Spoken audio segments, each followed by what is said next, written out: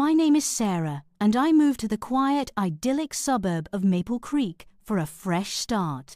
After a messy divorce, the rows of perfect houses with manicured lawns and smiling families felt like a promise of peace.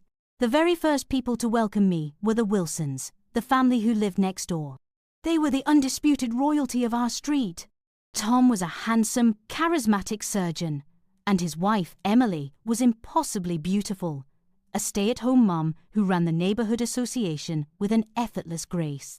They were, in a word, perfect. Emily immediately took me under her wing. She brought over a welcome basket, invited me to the neighbourhood book club, and introduced me to everyone. I was so grateful. In my fragile, post-divorce state, her kindness was a lifeline. Their house was a revolving door of social events, barbecues, holiday parties, charity fundraisers. I was in awe of their seemingly perfect life.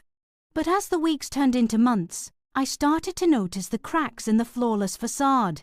They were tiny at first, things I told myself I was imagining. I noticed that Tom had a way of subtly correcting Emily in public, always with a charming smile that made it seem like a joke. "Oh, Emily, darling, that's not how the story goes," he'd say, and her bright smile would flicker for just a second. I noticed that her own opinions seemed to be echoes of his. Then came the sounds. On quiet nights, when the neighbourhood was asleep, I'd sometimes hear things through my bedroom wall. Not shouting matches, but something more unnerving. The sound of a single, muffled sob quickly silenced, or a sharp, angry murmur from Tom, followed by a dead, heavy silence. The next morning, Emily would be out in her garden, smiling and waving as if nothing had happened. The first time I saw real proof, my blood ran cold. I ran into her at the grocery store. As she reached for a can on a high shelf, the sleeve of her cashmere sweater slipped down, revealing a dark, ugly bruise on her upper arm, in the distinct shape of a handprint. She saw me looking and yanked her sleeve down, a flash of pure panic in her eyes. "So clumsy," she said, forcing a laugh that didn't reach her eyes. "Walked right into a door frame yesterday." But I knew. That wasn't from a door frame. That night, I couldn't sleep. I sat in my dark living room, looking at the warm, inviting lights of the perfect house next door. It wasn't a home, it was a prison, and my beautiful, charming neighbour was its prisoner. Knowing the truth and being able to do something about it were two very different things. I couldn't just call the police based on a bruise and a muffled sob. They would see a charismatic doctor and his adoring wife, and I would be labelled the crazy, meddling new neighbour. I knew I had to get Emily to confide in me, to ask for help. I tried everything. I invited her for coffee, for walks in the park, trying to create a safe space for her to open up. But she was a master of deflection.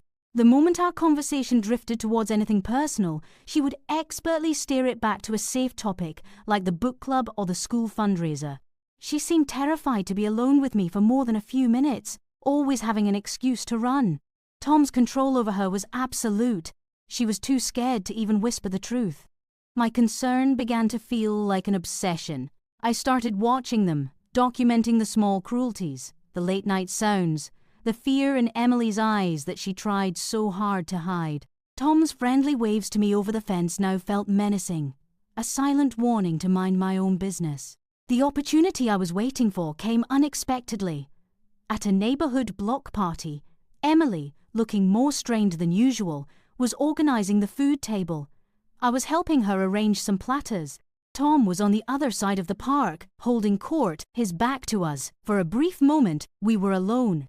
Emily's hands were trembling as she set down a bowl of salad. She accidentally knocked her keychain from the table, and it clattered near my feet. As I bent down to pick it up, she leaned in close, her voice a frantic, barely audible whisper. "My spare house key, his study. The bottom drawer is a false bottom. They're going to Aspen for the weekend, please." Before I could respond, Tom was there, his arms snaking around her waist. "Everything okay, darling?" he asked, his smile a mask of perfect charm. "Perfect!" Emily replied, her own smile flawlessly back in place. "Just drop my keys." She didn't look at me as they walked away, but I had the key. its cold metal pressing into my palm. It felt like a silent scream for help.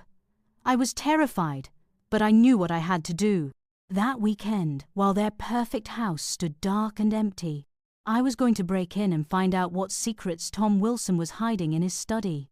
Waiting for them to leave that Friday was the longest day of my life.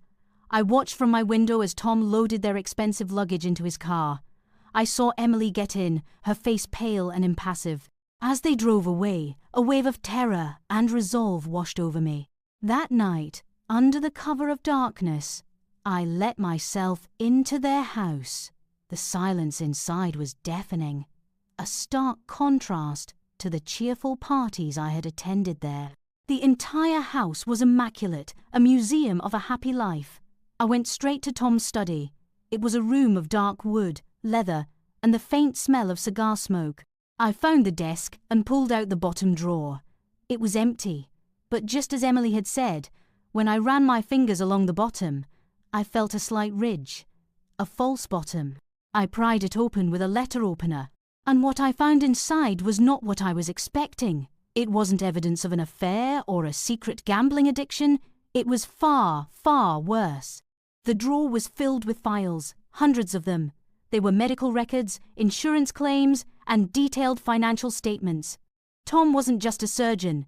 He was a master of medical fraud. He had been billing insurance companies for complex, expensive surgeries he had never performed, using the names of real patients. He was a predator in a white coat, and he had stolen millions of dollars. My hands were shaking as I took photos of the documents with my phone. This was it. This was the leverage he held over Emily. She knew. She was trapped, an unwilling accomplice to his crimes. Suddenly, I heard a sound from the driveway. Headlights swept across the study window. My blood ran cold. It was Tom's car. They had come back early. I scrambled to put everything back, my heart hammering against my ribs. I heard the front door open. I must have left my wallet, I heard Tom say. I'll be right back. I didn't have time to get out the front door.